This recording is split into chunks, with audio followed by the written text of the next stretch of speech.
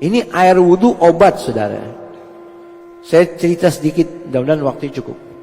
Sayyidah Nafisah, yang saya bilang cucunya Rasulullah SAW, gurunya Imam Syafi'i, guru tabarruk, karena jarak umurnya cukup lumayan jauh. Sayyidah Nafisah sudah tua. Sayyidah Nafisah pindah dari Madinah, pindah ke Mesir. Di sana disambut, numpang di rumah orang. Ilmunya banyak, luar biasa, belajar dari orang tuanya, dari kakek-kakeknya. Siapa itu Sayyidah Nafisah? Sayyidah Nafisah bintul Hasan Al-Anwar. Nama abahnya Amir Mukminin Hasan Al-Anwar bin Zaid Al-Ablaj bin Al-Hasan bin Ali bin Abi Thalib.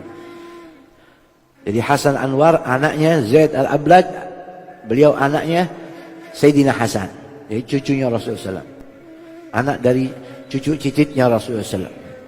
Itu setelah tinggal di satu rumah lama, tetangga rumahnya Yahudi, agamanya Yahudi. Ini si perempuan Yahudiah punya anak lumpuh. Saya katakan air wudhu ini obat.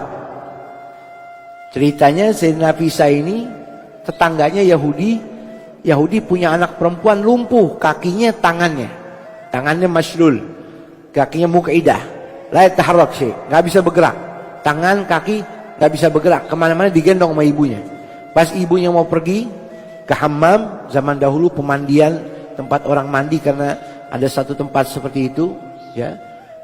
Bingung, dia mau tinggalin anaknya, takut kenapa-napa, diajak, nak, ibu mau pergi, kamu ikut sama ibu. Tuh anak nggak mau, saya nggak mau bu, nggak mau ikut, ya. Saya pengen ibu titipin saya di rumah tetangga kita tuh, Syarifah. Titipin aja, digendong sama ibunya. Datang ke Sayyidah Nafisah, saya nitip anak saya mau pergi dulu. Oh ya silakan, taruh.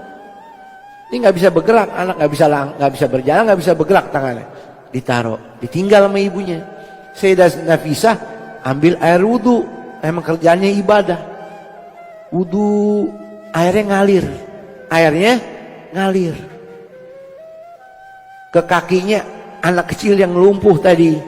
Setelah ngalir, Sayyidah Nafisah sholat, khusyuk di dalam sholatnya. Itu anak Yahudi, airnya kakinya kena air, diambil tuh air pakai tangannya, dikasih ilham sama Allah, diambil tuh air wudhu Sayyidah Nafisah, diusapin ke kakinya, ke tangannya.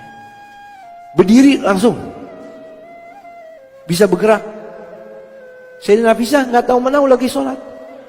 Itu anak girang, pas dengar ibunya datang, di samping rumah ini udah bunyi pintu, lari tuh anak ke rumah ibunya, ketok pintu. Kata ibunya, silahkan masuk. Dibuka pintu, tuh anak langsung peluk ibunya. Kaget ibu, siapa kamu? Saya anak ibu. Siapa kamu? Saya anak ibu. Pas dilihat mukanya, ya Allah, kok bisa berjalan, bisa bergerak, bisa begini? Diceritain. Ya, anak ambil air wudhunya Sayyidah Nafisah. Langsung tuh Yahudiah lari ke rumah Sayyidah Nafisah, ditunggu selesai sholat, dicium kakinya. Umdud yadaiki, ulurkan tanganmu, asyhadu alla ilaha illallah wa anna Muhammad wa jaddaka Muhammad Rasulullah. Saya masuk Islam, tidak Tuhan saya Allah dan kakekmu Muhammad Rasulullah. Terima kasih banyak, anak saya lumpuh dari lahir, wasilah ente bisa jalan, bisa bergerak, gembira. Kembali nih ke rumahnya, ketemu suaminya, kepala Yahudi di Mesir. Kaget lihat anaknya bisa jalan, nangis. Diceritain, langsung lari ke rumah Sayyidah Nafisah, nempelin wajahnya di pintu Sayyidah Nafisah sambil berkata, asyhadu an la ilaha illallah wa anna jaddaka Muhammad Rasulullah. Hadzal dinus sahih. Ini agama yang benar, enggak ada agama yang lain. Masuk Islam. Setelah ini Yahudi masuk Islam, istrinya masuk Islam, kaumnya pada masuk Islam berkat air wudhu Sayyidah Nafisah. Makanya saya pernah baca di kitab, kalau kita habis wudhu, ada air wudhu tuh sisa di muka kita, masukin ke mulut kita, nggak apa-apa ditelan.